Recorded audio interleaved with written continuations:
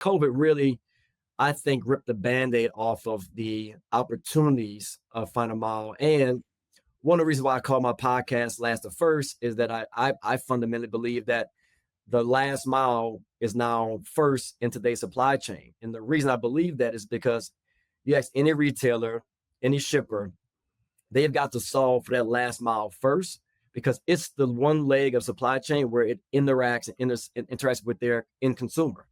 And so you have to get that right. To your point, there's a right way to do it, and there's probably a way that needs to be improved. And I think we saw a hodgepodge of all that in COVID, and I think we're starting to see some of that work itself out where this industry, this sector of transportation is now primed for the next wave of growth. Yeah, and I think for a long time we had, we'll talk about retail for a second. Retail logistics was I pick up at a warehouse or pick up at, a DC and I deliver to a store.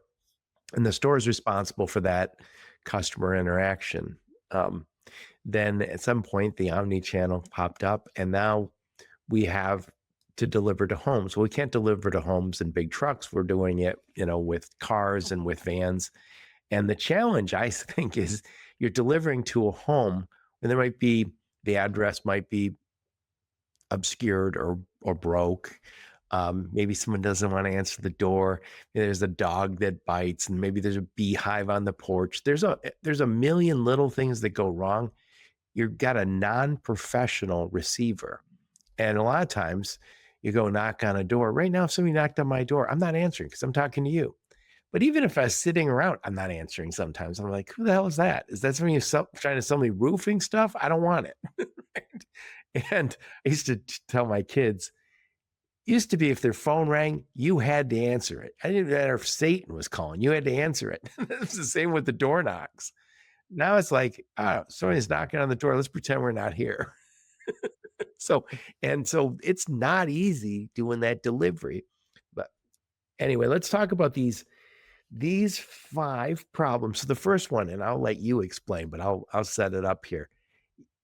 Driver misclassification.